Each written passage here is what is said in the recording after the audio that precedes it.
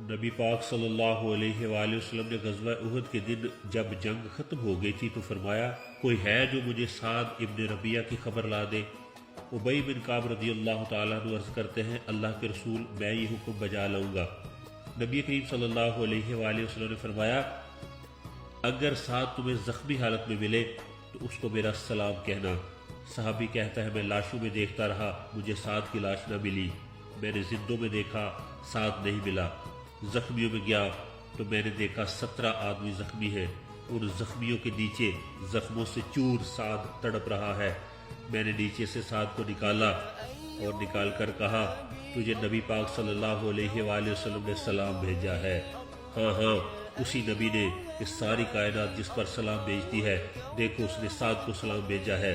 اتنا کہنا تھا کہ سعد ابن ربیعہ جوش میں اٹھتا ہے، زخمی شیر کی طرح اٹھنا چاہتا ہے۔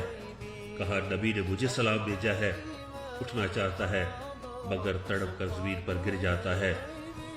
جب اٹھا نہ گیا تو سعد نے کہا، اے بھائی، میرے نبی کو میرا سلام کہنا اور میرے نبی کو کہنا کہ میرے لیے دعا کریں، اور میرا یہ پیغام دینا کہ اگرچہ نیزے اور تیر میرے جسم سے آر پار ہو گئے، لیکن میں نے اپنے قاتل کے جسم سے بھی نیزہ پار کر دیا اور اسے جہنم واصل کر دیا ہے۔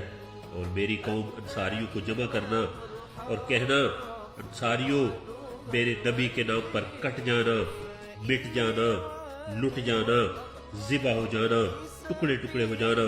اگر نبی محمد صلی اللہ علیہ وآلہ وسلم پر آنچ بھی آئی تو قیامت کے دن تمہارا سردار تمہیں پکڑے گا۔ اگر رسول پاک کو کچھ ہو گیا اور تم میں سے ایک بھی زندہ ہوا تو قیامت کے دن بارگاہ الہی میں تمہارا کوئی عذر قبول نہیں ہوگا۔ ہم نے لیلۃ العقبہ میں رسول پاک پر فدا ہونے کا حلف اٹھایا تھا۔ یہ کہا اور ہچکی لے کر ہمیشہ کے لیے خاموش ہو گئے۔ ابی بن کعب رضی اللہ تعالیٰ عنہ نے حضرت سعد بن ربیعہ کے آخری الفاظ رسول پاک صلی اللہ علیہ وآلہ وسلم کی خدمت میں عرض کیے تو نبوت کے ہاتھ بلند ہوئے۔ اللہ سعد کو اپنے دامن رحمت میں جگہ دے، زندگی اور موت دونوں میں اللہ اور اللہ کے رسول کے بہی خواہ رہے۔ یہی وہ سعد بن ربیعہ ہیں جن کا رسول پاک نے عبد الرحمن بن عوف رضی اللہ تعالیٰ عنہ سے بھائی چارہ کروایا، اور انہوں نے عبد الرحمن بن عوف کو کہا تھا، میرے پاس بہت دولت ہے، آدھا مال تم کو دے دیتا ہوں، میری 2 بیویاں ہیں، تم دونوں کو ایک نظر دیکھ لو، جس کو کہو گے طلاق دے دوں گا، اس کے بعد تم اس سے نکاح کر لینا۔ لیکن عبد الرحمن بن عوف رضی اللہ تعالیٰ عنہ نے ان کی پیشکش قبول نہ کی، مگر ان کو بہت دعائیں دی اور کہا، آپ مجھے صرف بازار کا رستہ دکھا دیں۔ پھر ایک وقت آیا، عبد الرحمن بن عوف رضی اللہ تعالیٰ عنہ مدینہ کے سب سے بڑے تاجر بن گئے۔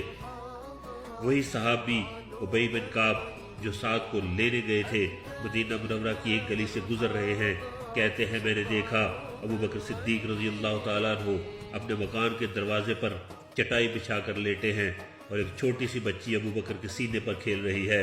ابو بکر صدیق بچی کو چومتے ہیں، اسے سینے سے لگاتے ہیں۔ میں نے کہا، ابو بکر، یہ آپ کی بچی ہے؟ ابو بکر تڑپ گئے، کہا، یہ میری بچی نہیں، سعد ابن ربیعہ کی بچی ہے۔ میں اس لیے اس سے پیار کر رہا ہوں کہ جب سعد کا آخری وقت تھا، اس نے یہ تو کہا تھا کہ میرے آقا نبی صلی اللہ علیہ وآلہ وسلم کی حفاظت کرنا، اس نے یہ نہیں کہا تھا کہ میری بچی کا خیال رکھنا۔ وہ یتیم بچی چھوڑ کر اس دنیا سے چلا گیا اور رہتی دنیا تک کے لوگوں کو بتا گیا کہ اگر نبی محمد صلی اللہ علیہ وآلہ وسلم اور ان کی حرمت باقی ہے تو سارا جہان باقی ہے۔ سلام صحابہ اکرام رضوان اللہ علیہم اجمعین۔